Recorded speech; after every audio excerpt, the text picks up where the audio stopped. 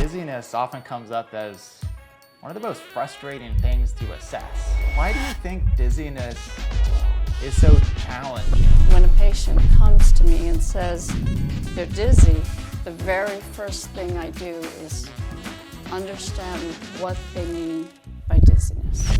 Dr. Matthew Mulroy sits down with Dr. Gail Ishiyama, vestibular and dizziness specialist at UCLA Health. They're talking about dizziness and what it means for millions of older adults whose symptoms are being missed. It can mean different things to different patients, and it's also a field that requires the doctor to see the patient.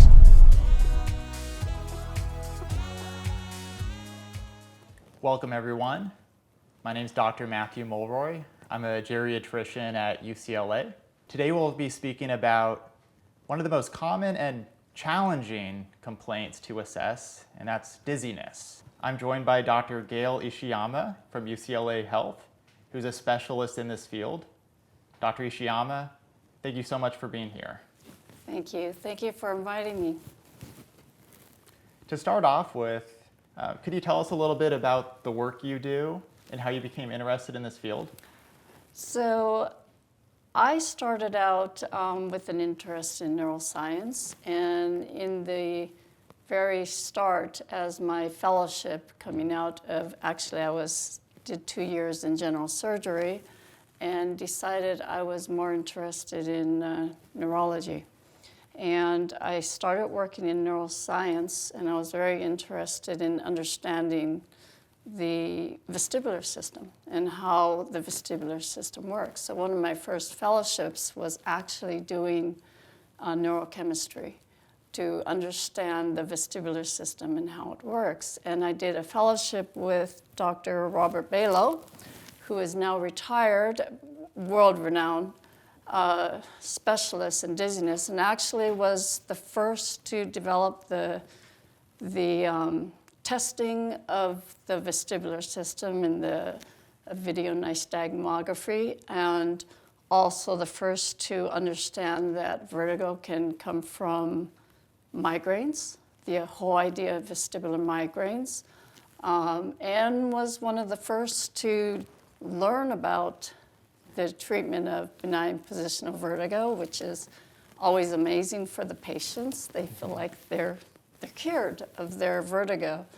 So all of those was how I came about to be very interested in this field, and I never left. I look forward to hearing what you have to say. I know when I speak with trainees and people who've been doing this for a long time, dizziness often comes up as one of the most frustrating things to assess. And I'm just curious, why do you think dizziness is so challenging for doctors to evaluate? I think it's very challenging because dizziness, one, it can mean different things to different patients. So you first have to understand what the patient means when they say they're dizzy. So that's the first. But also dizziness in its many forms, and even if it's pure vertigo, which has a particular definition, can come from many different things. So I think that's where the difficulty comes in. And it's also a field that requires, I believe, it requires the doctor to see the patient. You have to assess what they mean by dizziness. The examination is extremely important. That can range from doing the eye movements, the positioning, watching their gait, their balance, doing particular tests that give me hints as to where the dizziness is coming from. So for all those reasons, I think it can be extremely difficult to assess. The first thing when a patient comes to me and says they're dizzy, the very first thing I do is understand what they mean by dizziness.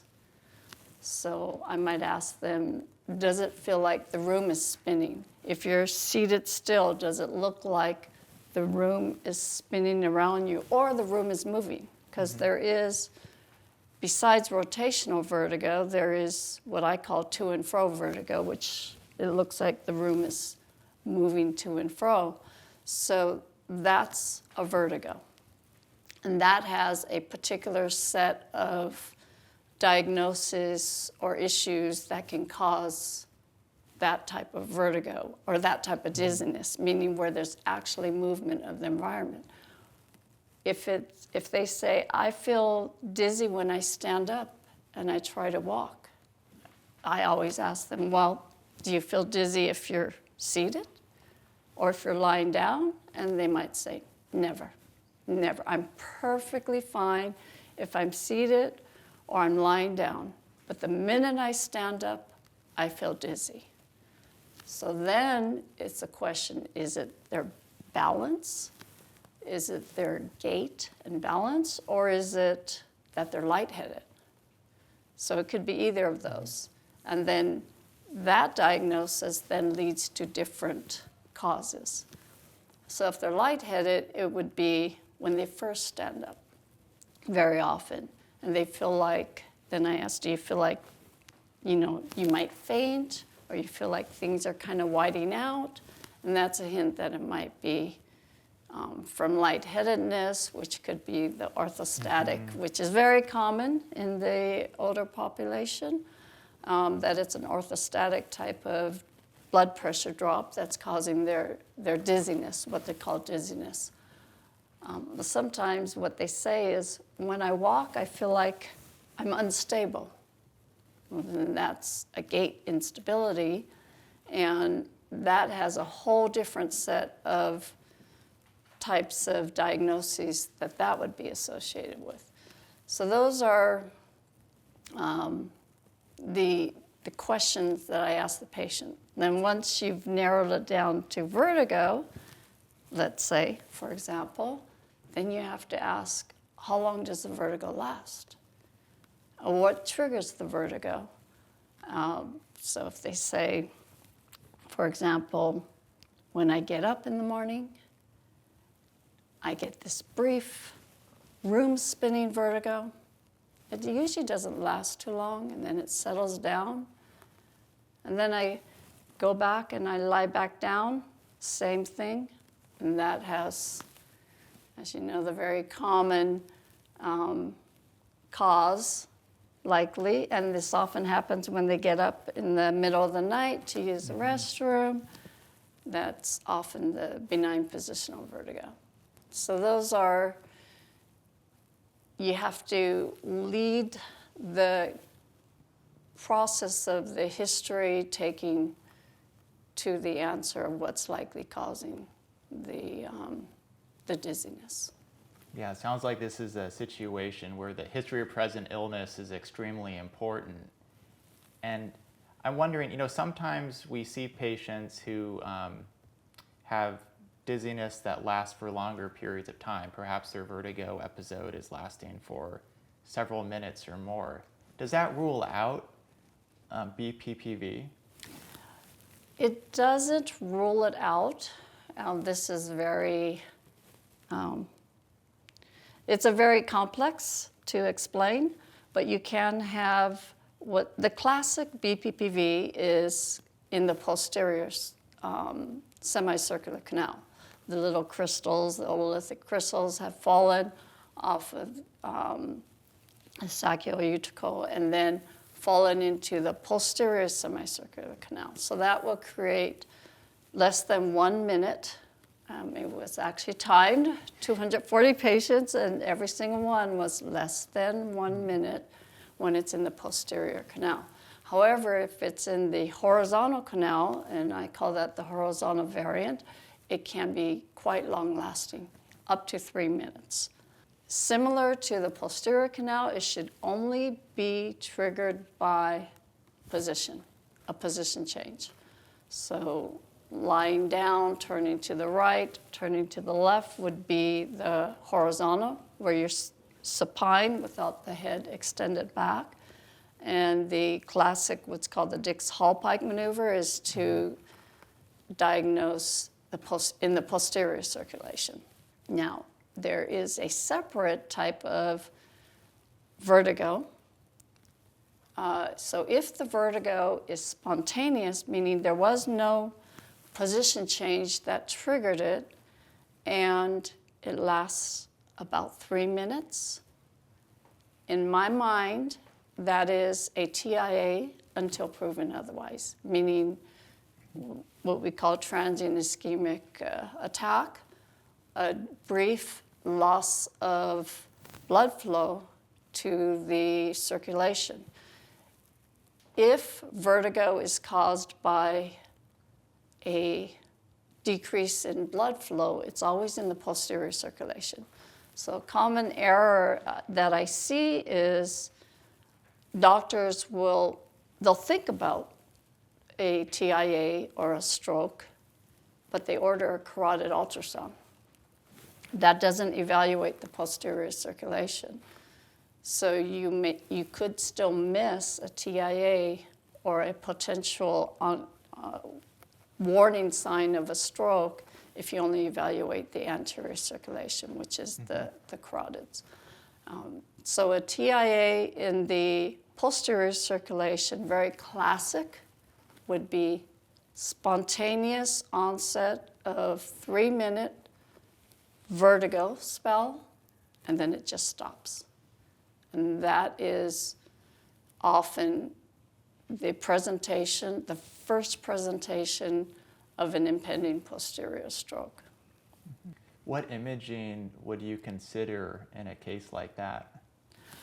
The best imaging would be an MRI. We call it the stroke protocol MRI. So that's an MRI of the brain, and an MRA, which is using the MRI in a non-invasive way to evaluate the vasculature, and it evaluates the anterior and the posterior circulation. The MRI of the brain in a stroke protocol is specifically designed to have what's called DWI, which is diffusion-weighted imaging, highly, highly sensitive to any kind of ischemia. And then we'll also have the GRE, which is to gradient refocused echoing to look for any evidence for bleeds. Either of those can, a small bleed in the posterior circulation, or the ischemia, or if you have stenosis of the vertebra, for example, could be a hint that this is a posterior circulation TIA. There was a study done in Korea where they looked at patients presenting with vestibular neuritis, presenting with benign positional vertigo, and the MRI would sometimes show little, small, positive DWI spots in the posterior circulation, which was a hint that even though the cause is BPPV, the crystals getting loose, and the otolithic crystals falling into the semicircular canals, they got loose because of a TIA.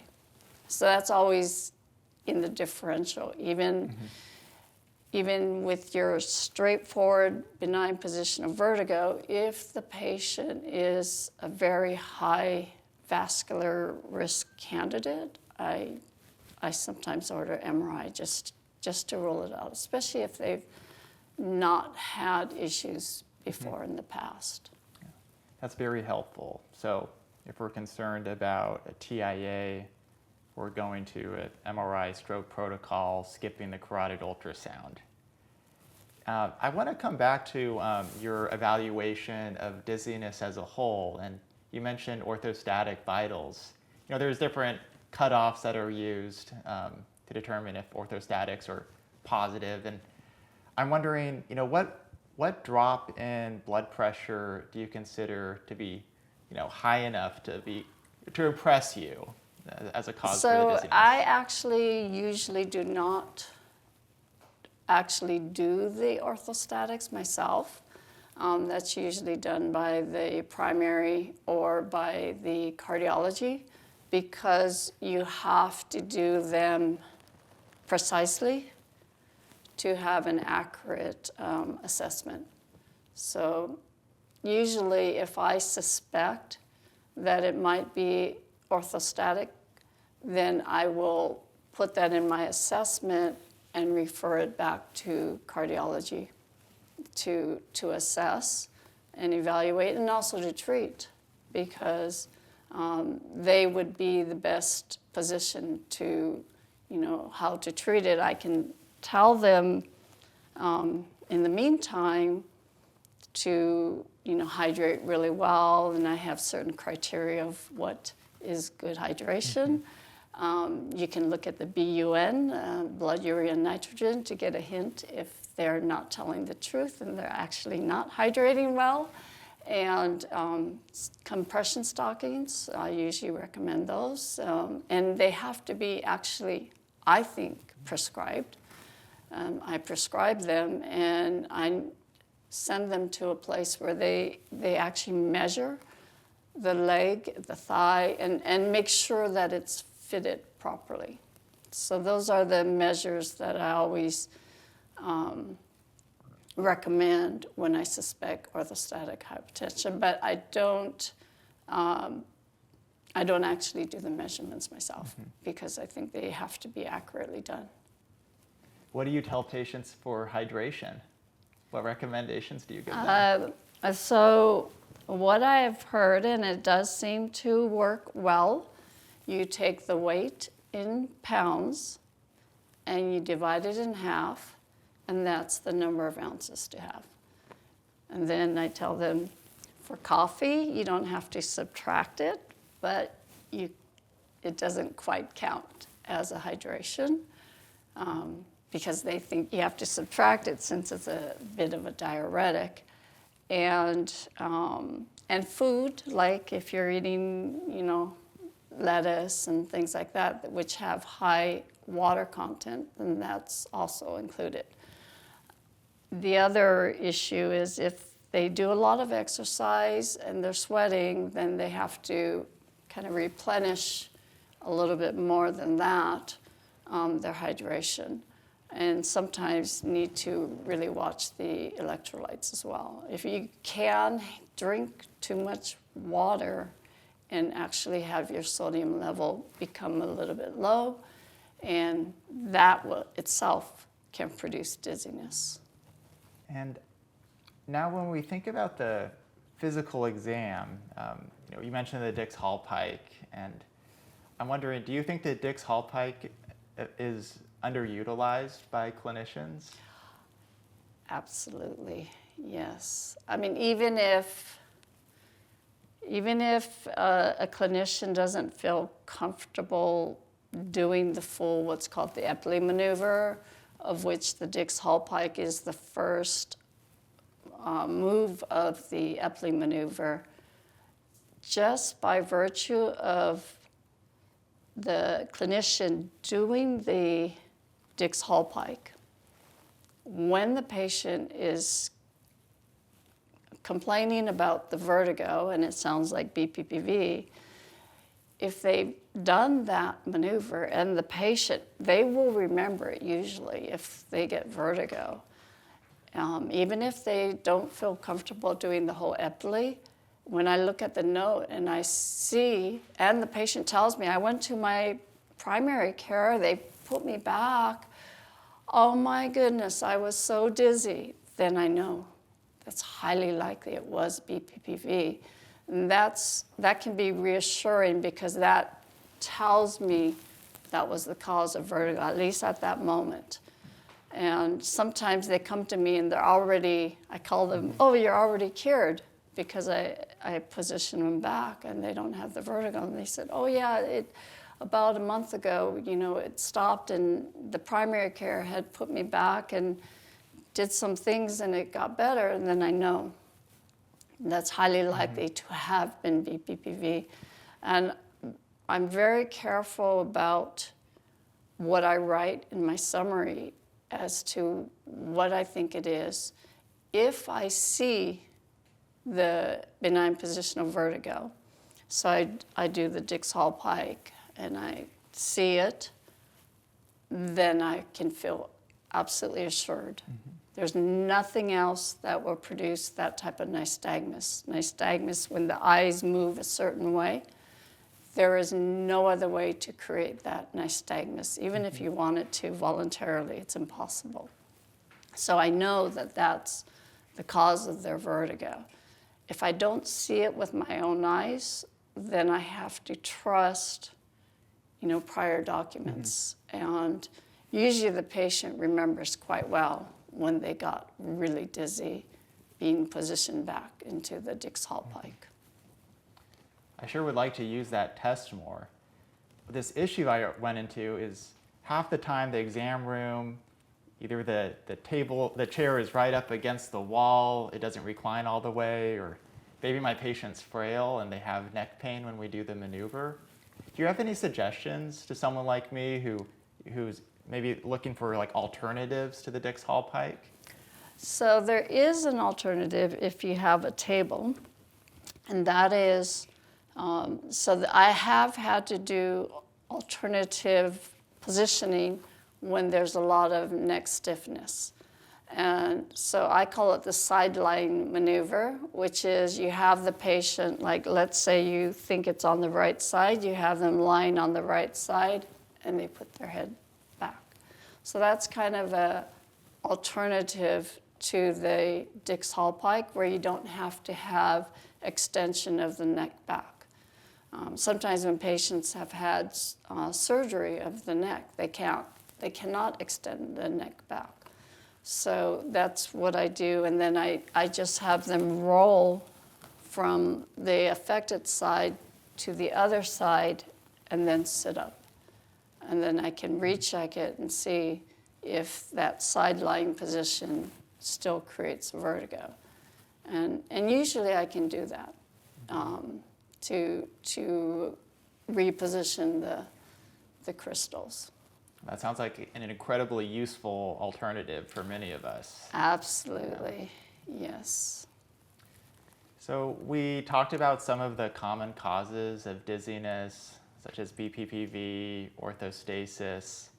I'm wondering, what other tools do you use to evaluate less common types of dizziness? So in the examination, some of the key points of the examination, one is the eye movements. So I watch the eye movements from side to side. I look for nystagmus. In a recent vestibular neuritis, if vestibular neuritis being often a post-viral inflammation of the vestibular nerve, you will see a hint of the nystagmus, usually beating to the opposite side of the affected side.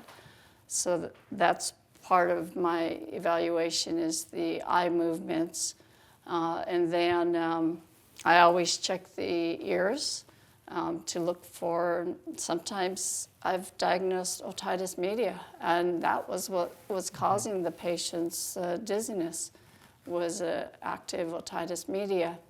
I check the hearing with just kind of tuning fork. I've identified significant asymmetry of the hearing, which is a hint that this may be an inner ear disorder causing their dizziness or vertigo.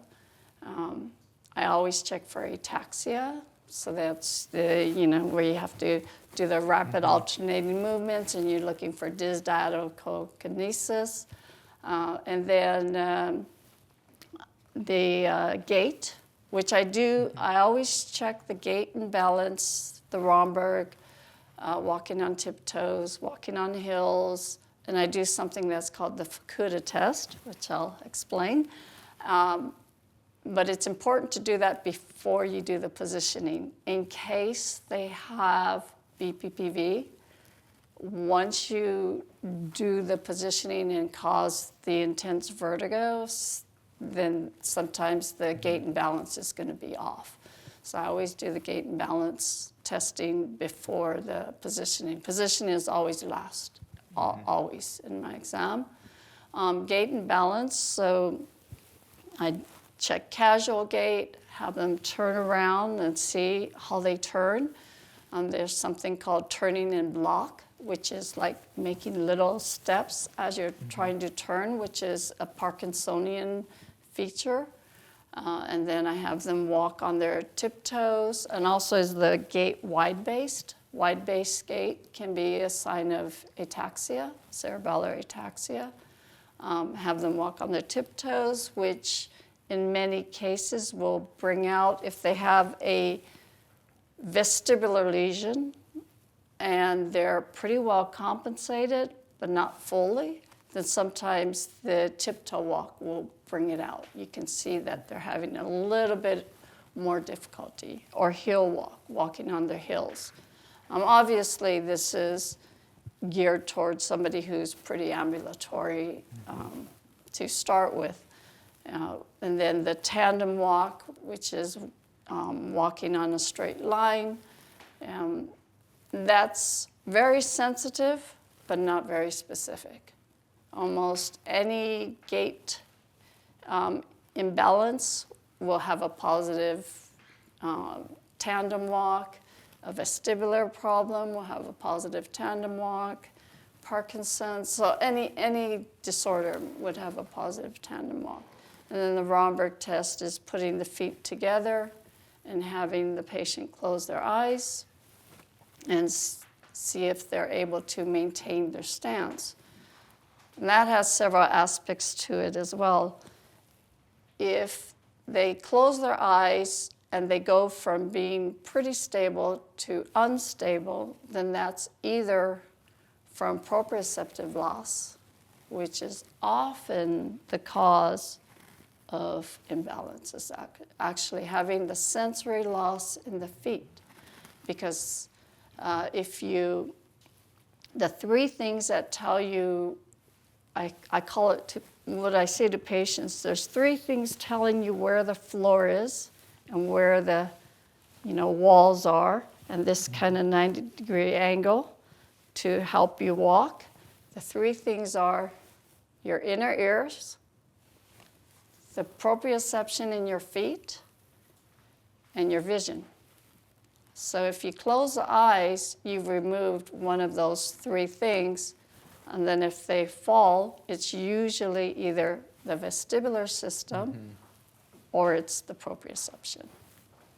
And if it's the vestibular system, it'll have, I call it laterality, meaning they'll tend to go to one side. That's if it's a unilateral vestibular loss. If it's proprioception, it'll tend to not have that laterality. And then the last thing I test in terms of gait and balance is the Fukuda test. What is that? So the Fukuda test, you have the patient stand, put their arms out, and I say march in place. Very often they'll start to march forward, but you don't want them to march forward. I tell them, no, you just stand and march in place. And then I'll do up to 50 steps. And I tell them, I'm going to do 50 steps. I'll catch you if you lose your balance. I won't let you fall. You always, in all of this testing, you have to stand close by the patient. And I've caught patients and prevented them from falling. So you have them do about 50 steps like this, marching in place, and with a vestibular issue. So let's say they have a loss of the vestibular system on one side, they will often turn. And I'll even document in my note, turned 90 degrees to the right with 35 steps. Okay? That tells me it's a pretty strong laterality. And that usually signifies a vestibular lesion. I'll have to remember that one. Now, I'd like to hear a little bit about your approach to treatment for these various disorders. What do you think the role is for vestibular therapy? Vestibular therapy is exceedingly important. So there's different types of balance therapy. So for example, if a patient has a history of vestibular neuritis. So vestibular neuritis, the history would be something like, I had a cold a few weeks ago. Usually that you elicit that information. They don't tell you that. They don't offer that. And they say, started about 8 in the morning. I didn't feel quite right. And then by 10 a.m., I'm starting to feel like there's room spinning. 11 o'clock, the room is just spinning violently. I'm sick to my stomach, hard to walk, have to use the walls to walk. And then at that point, they're off because of the inability to walk, nausea. They usually call to go to the hospital. In the hospital, we got an MRI. It's all clean, nothing. I'm still dizzy. I feel unbalanced. So in those cases, vestibular therapy is absolutely critical. So what the vestibular therapy is designed to do is to help your brain and the other ear, in the case of unilateral vestibulopathy, to help the other ear and the brain and your body to compensate. So there'll be very specific exercises that are designed for, they'll call it vestibular rehabilitation. It would be things like turning the head and fixating on something, walking while turning, walking in tandem, standing on a foam pad, which is taking away your proprioception or taking away a little bit of it and trying to maintain your stability on the foam pad. So that'll be all things that are related to vestibular therapy. When vestibular therapy is prescribed, it really should be pretty specific in terms of what the goal is. And for example, if a patient has a bilateral vestibular loss, it's going to be a little bit different. There would be a lot more emphasis on gait and balance, and less of this because both ears are involved. If it's benign positional vertigo, then it's going to be teaching the patient how to do the positioning exercises. One, so that you ensure that it's completely repositioned for the otolithic crystals. And secondly, it's not uncommon that it recurs.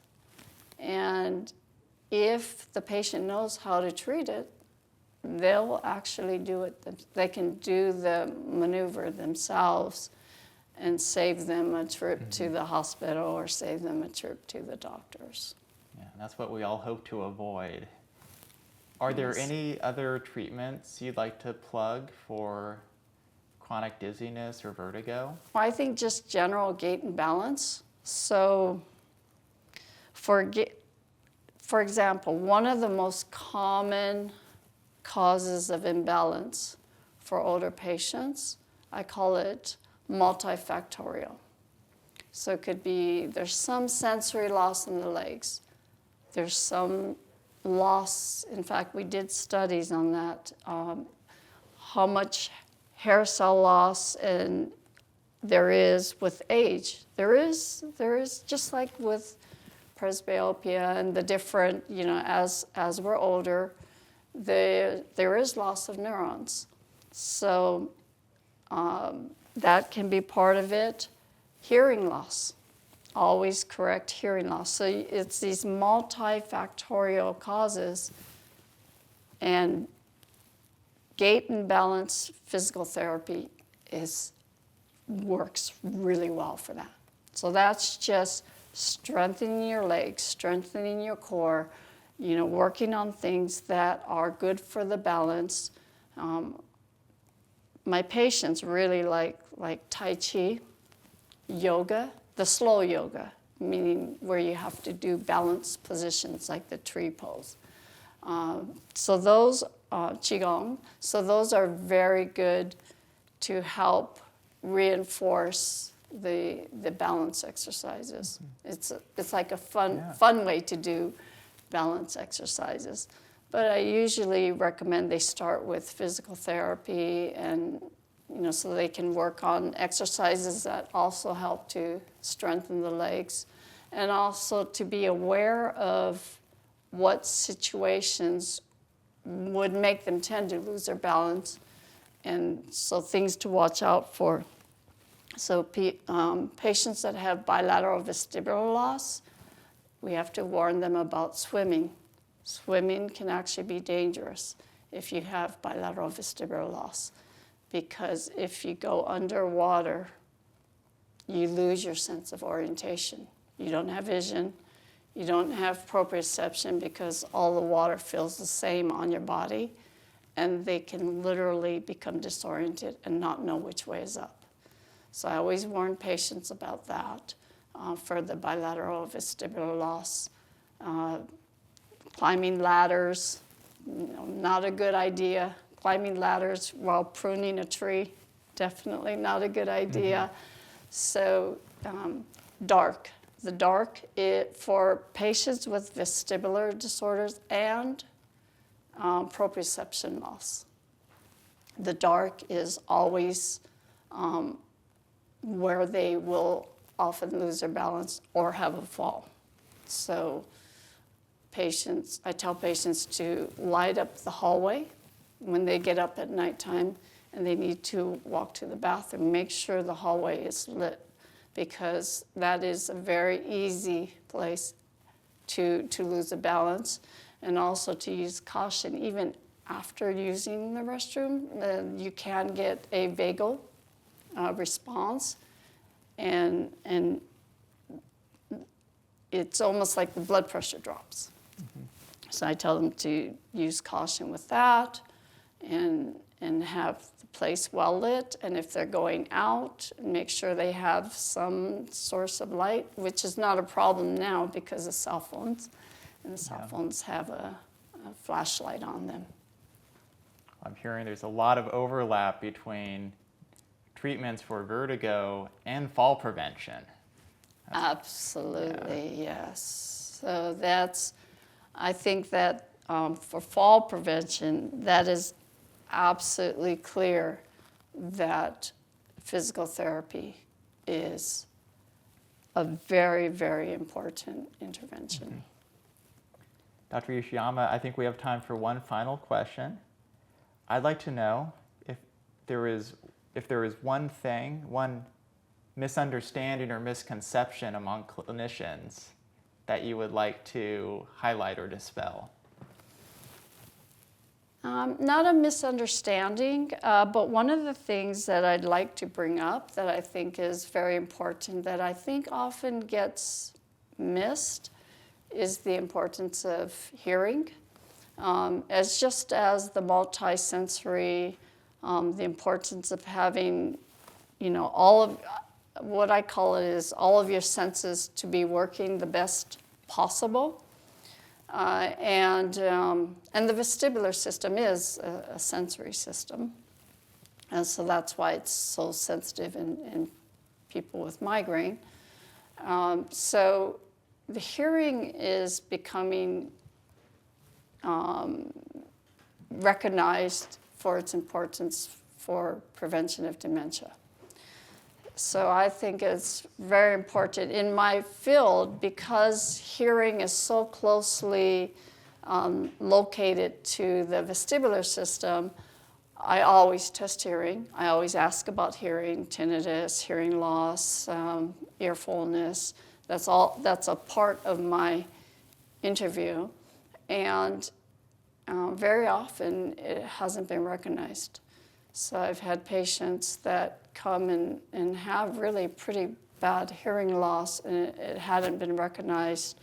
And I think it's very important that they know that restoring the hearing, some patients say they feel like it helps their balance. I think it's because it's just giving them information as to the external environment. But restoring the hearing is very important for prevention of cognitive loss. That is what they think. So I think that needs to be put out there to always check the hearing, and also that there is the availability of cochlear implants, and if a patient can't have general anesthesia or they're not willing to risk the general anesthesia, that you can do a cochlear implant